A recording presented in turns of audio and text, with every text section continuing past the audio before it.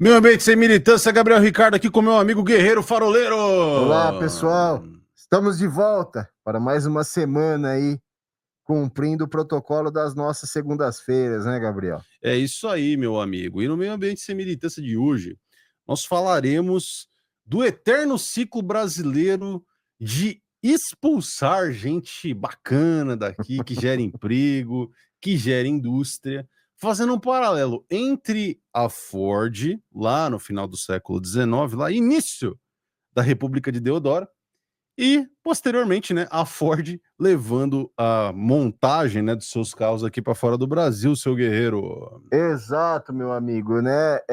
Coincidência, conseguimos aqui, com muita pesquisa e muito trabalho de bastidor, né, Gabriel? Acho que descobri a primeira peripécia deodoriana aí, com a famosa Fordlândia, né? Eu acho que para quem não conhece, e eu não sei se vai. Talvez com esse vídeo a gente está se divertindo aqui, né, Gabriel? Mas a gente vai aumentar o rancor e o ódio do brasileiro aqui. Exato.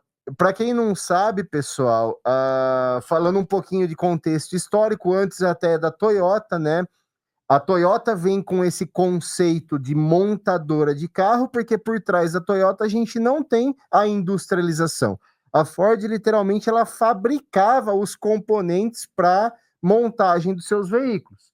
E uma das formas dela aumentar a capacidade produtiva americana foi começar a montar unidades de beneficiamentos ali de primário, ou seja, tirar insumos realmente da natureza, né? Fazer essa parte desse beneficiamento, começando plantas produtivas do secundário para fabricação. E um dos pontos aqui é a fabricação de pneu, né? Então a origem, a base para a fabricação de pneu, látex, e aí a gente vem para essas potências desperdiçadas que a gente tem no Brasil.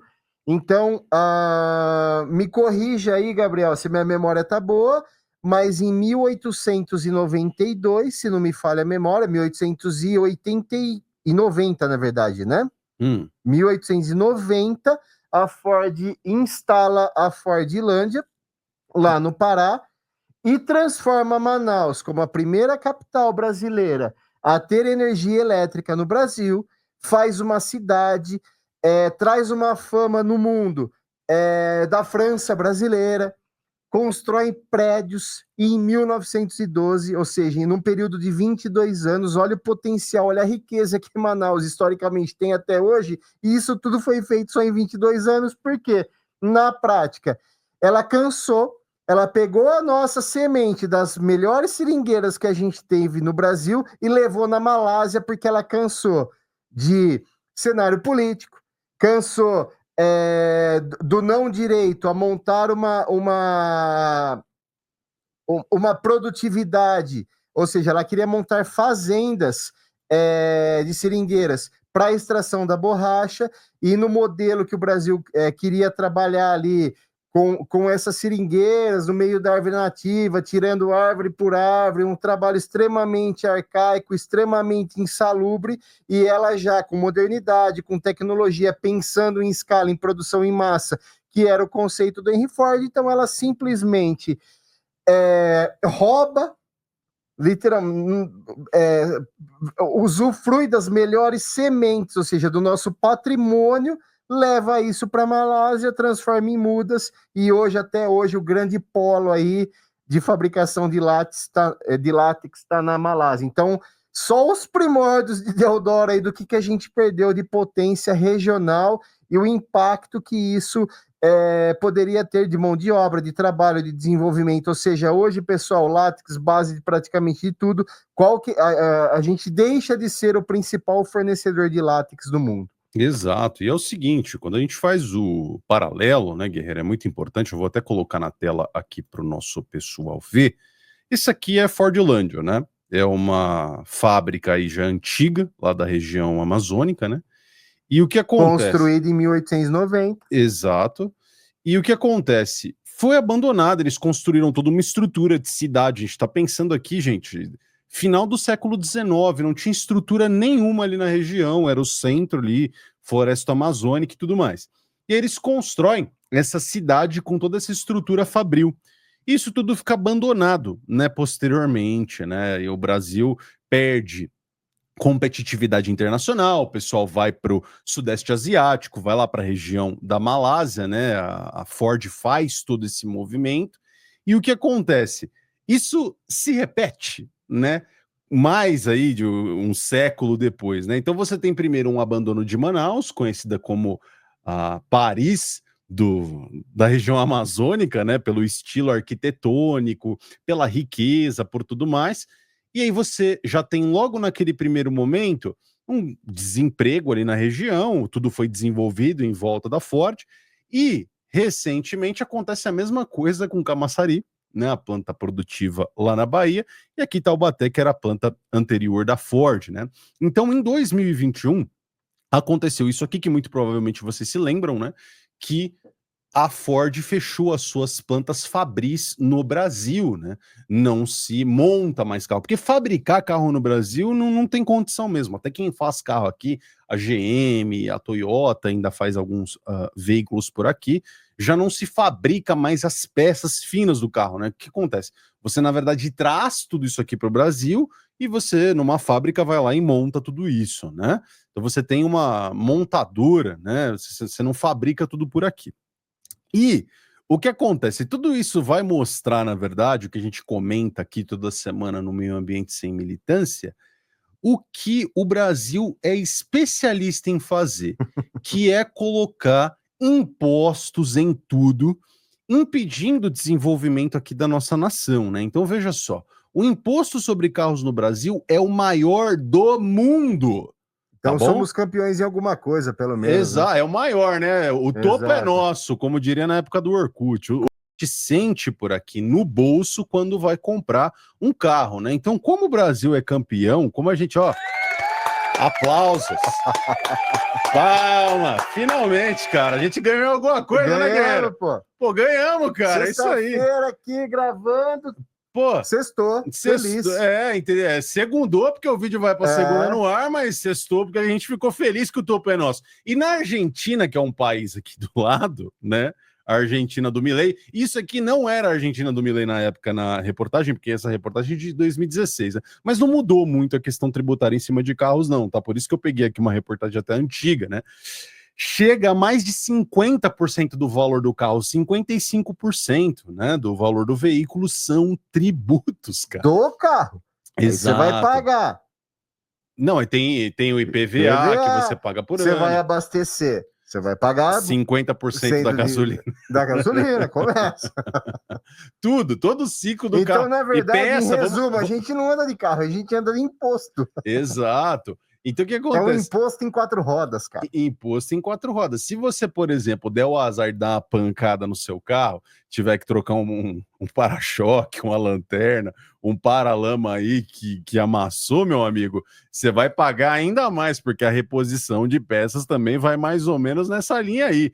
Então, isso aqui, ó, você compra um carro e você ganha um imposto de presente, guerreiro. Exatamente. Na verdade, você compra 60%, né, do carro e 50% é carro, 50% é imposto. É assustador, né, cara? É assustador tudo isso. E aí, falando um pouco de Ford, da Ford em si, da saída da Ford, que o Gabriel estava comentando, para quem não conhece o Polo de Camaçari, pessoal, a Ford ali no Polo de Camaçari, tive oportunidades passadas até de fazer projeto lá, e a gente estava comentando de bastidor. Não era a montadora Ford. Dentro do ecossistema ali era uma cidade, era gigantesco. É gigantesco aquele local. Você tinha todas as unidades principais de outras plantas, de fornecedores de componentes para a Ford ali dentro também.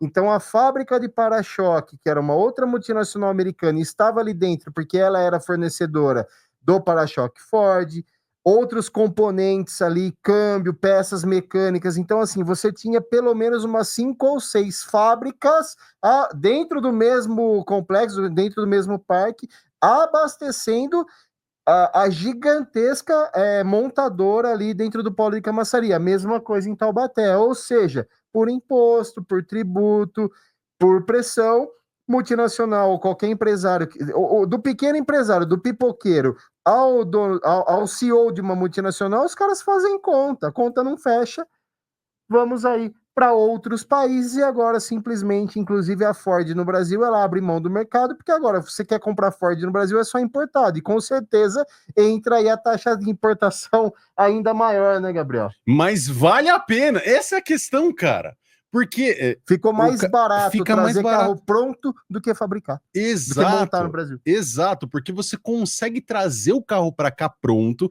quer dizer, você perde questão de mão de obra por aqui, gente que podia estar empregada numa fábrica de veículos, tecnologia, desenvolvimento, empregabilidade, tudo isso está saindo do nosso país e mantendo a velha máxima de monopólio de algumas indústrias do setor, que é o que a gente sempre ouve o Abraham falando aí às sextas e aos domingos, né?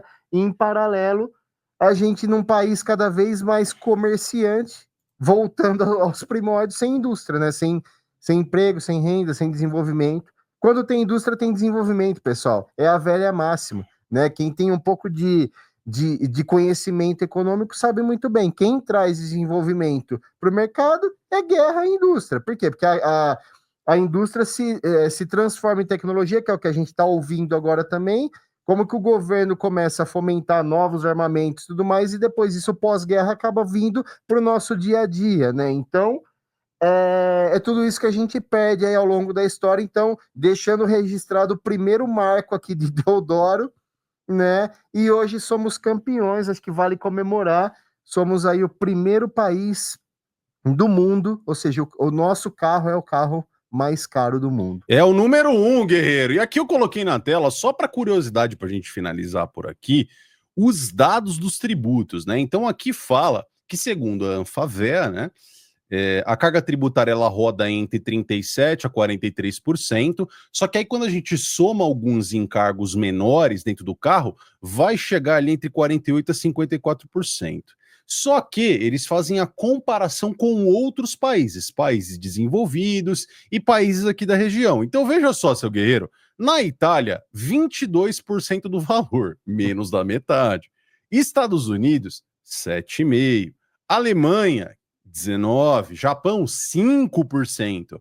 E aí, isso a gente está comparando com o mundo desenvolvido, né? Quando nós falamos a respeito aqui dos nossos vizinhos em Latam, né, a América Latina, nós temos aqui 16% no México, que é um país super concorrente. Inclusive, há pouco tempo atrás eu vi que muitos bancos brasileiros, fintechs e bancões, estão começando a fazer operações no México. Tamanha a similaridade entre ambos países. Óbvio que a carga tributária não é muito parecida, não, mas é pela cultura, né?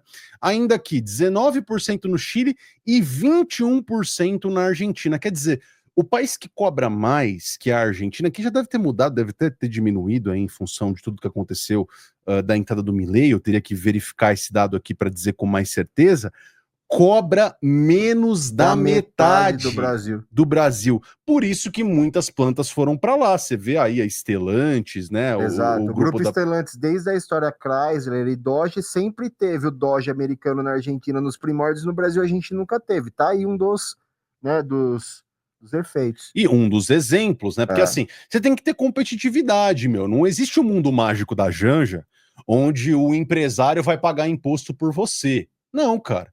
Se o seu produto, olha, eu trago esse controle remoto aqui pro Brasil por 20 conto, aí o governo resolve me taxar 50%, eu repasso para você os 50%, não tem jeito. A operação é feita para que o empresário, para aquele grupo ganhar dinheiro.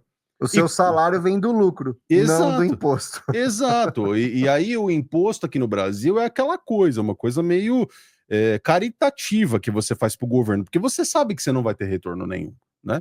Então aqui, mais uma amostra, seu guerreiro, do quanto nós estamos atrasados em relação a países aqui do lado. Exatamente. Ou atrasados ou, suspeitamente falando, propositadamente por alguns interesses da velha máxima de Deodoro, né? O lance é taxar, é fechar, e tudo isso, e todo esse compilado que a gente está falando, pessoal, é o mesmo modus operandi da taxação de imposto para a indústria da reciclagem e reuso. Ou seja, o lance é taxar, taxar, taxar e não olhar para a viabilidade econômica. Passa ano e sai ano, acabamos de contar todo o histórico. E mesmo assim, né, Gabriel, refletindo aqui, ou seja, mesmo lá atrás, uma Ford da vida já sofrendo aí com Fordlândia, e ainda tenta trazer polo de Camaçari e tudo mais, chega uma hora que mesmo as grandes concorrentes aí do mercado, né, de estarem instaladas no Brasil, desistem,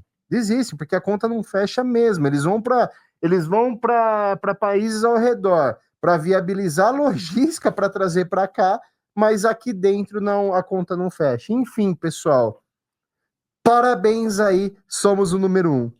É isso, meu amigo. Eu tava fazendo aqui só mais uma pesquisa para vocês verem em casa, que eu tinha visto há pouco tempo atrás, você pode ver aí depois, que o Corolla que era fabricado no Brasil, o Honda City fabricado no Brasil era levado até o México, ou seja, andava 8, quase 10 mil quilômetros para chegar até o México daqui do Brasil, e era vendido mais barato lá do que aqui. Não, isso é trabalho de profissional. Parabéns! Parabéns, Brasil! Por isso que meu Chevette vale uma Porsche, cara. É isso. Não, não é só seu Chevette, não, seu guerreiro. Porque esses dias atrás eu tava entrando lá, aí para pesquisar carro, né? Vi um Palio, meu 2011, sendo vendido a 25 pau, cara. Meu Deus do céu, velho. Ou seja, o Palio custa 12, o resto é imposto. Tá certo. Até para andar com o famoso poisézinho, né? Porque quando eu era mais novo... E aí você vai lá, você não tem a grana à vista, você vai financiar seu Palio de 12, vai pagar o quê? Uns 60 pau? Tá barato. Tá barato, porque a Selic tá baixinha, né, no Brasil, o nosso controle de despesa tá nota 10, assim, nosso país é um país super previsível, não tem a menor chance de dar certo, seu guerreiro, é isso aí. Valeu, pessoal, até a próxima, um abraço.